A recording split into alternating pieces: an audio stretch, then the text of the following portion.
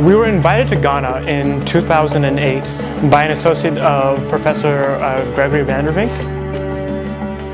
When we were driving through Ashaiman, we realized immediately that this was an in-need location. And so we decided to actually stop and look around and see what we could do. We found our way to the EP school, which is well regarded here in Ashaiman, and we hit it off well with the administration and got in contact with them about what they would need. At first we were looking into sanitation projects. Sanitation, we know, it's a big EWB thing, lots of water projects, lots of sanitation projects. But when we approached the administration about sanitation, they weren't so enthusiastic, mostly because they already have pretty good facilities. Instead, they were ecstatic about our help in building a library. The school has a long-term plan to build a library, to build a new school block, to build a canteen, but those have been on the books for decades now, and our involvement actually meant that the library will get done now.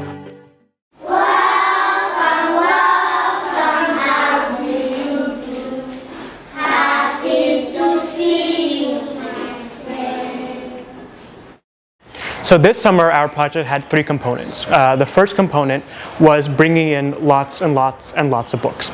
And we did that successfully after a little bit of hassle at the port. And we've set up a temporary library here, which will be in use during the school year until the main facility is complete. Here is the temporary library. It was built to house the books while the library is under construction. You can come in. We've sorted the books according to age level. So here we have early readers, lower primary, upper primary, young adults, adults, and non-fiction. And soon we'll add a shelf for reference and the extra lower primary books. The second component of the project is actually building part of the library. This summer we only have about 5 weeks for construction, which is not enough time to put up the entire building. However, we should be able to finish the reinforced concrete substructure. The third component is to evaluate netbooks and to evaluate the kind of structure we can use for the digital literacy component of the project. We also had to communicate with the leaders of the community, the teachers, the parents, so that they know that the library is for them and not just for us, that we're not giving money for them, that they need to take ownership of the library. I got involved in this project actually by responding to an email from a friend of mine.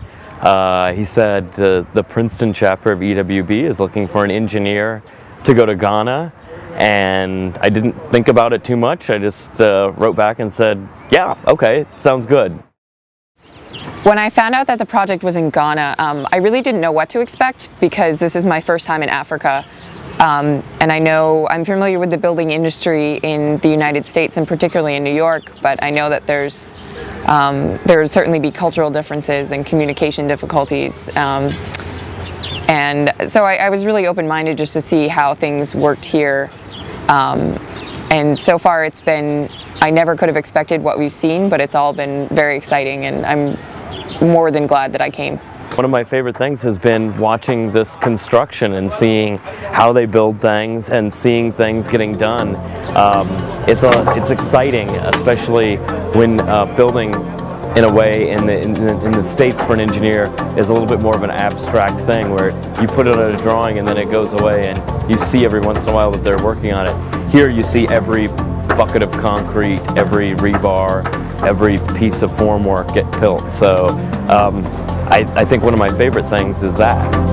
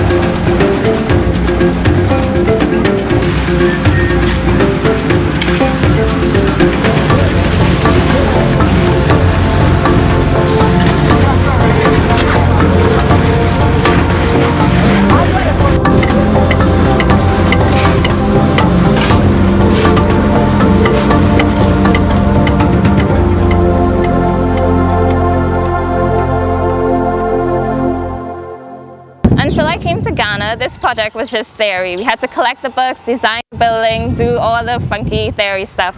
But when we got here, we focused more on the people. We met the kids, we opened the books, helped them to read, we started actually constructing the library. And I guess coming here has really made me see the humane side of it. The best part of this trip for me has been, I guess, the children that we've been working with. They're really willing to learn, and they've been fun. I think one of the things that I've kind of smiled about almost every day that I've been here is one of the first things I noticed when we left the airport were how everyone balances things on their head here, which I love, and I've seen that maybe in movies or on TV, but I've never been anywhere where people actually did that on a regular basis.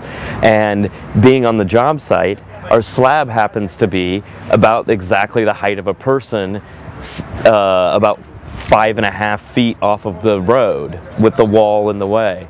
So all day I stand on the job site and I watch bananas and maybe pineapples and donuts and a muffler and some laundry and all of these disembodied objects just kind of bobbing along the top of the wall, which I've found it has not ceased to amuse me all day. I just watch these objects with no person attached to them just kind of floating by. The thing I feel best about here in Ghana is how welcomed I've been in both the family setting where we're staying at home and then in the church as well. The family, the Acho Agbomani, is there. They're a church elder family, so they've been in the church for decades, and they've been very kind and most gracious in welcoming both myself and the rest of the team into their home. The church as well was very welcoming. They've been putting us up on the dais every Sunday, and it's been fascinating to take part and to watch in their church services. I've also participated in church programming on other days of the week, such as this song and dance they've had on Sunday afternoons, on Wednesday afternoons. I mean, it's been a great time with the family and the church. I guess I would say the best part of the project itself has been just seeing this structure spring up from nothing. This is my first construction project that I've seen from the very start. So it's been cool to know how the design actually plays out on the ground. Well, I'm very happy that after a year and a half worth of work, we're actually physically putting up the library structure. After being with the kids for nearly 2 months and seeing how voraciously they read when given the temporary library just now, I'm really excited about when we can actually open the Achieving Greater Heights Community Library. So my expectations were to have an adventure, I guess, and that's what it has been so far.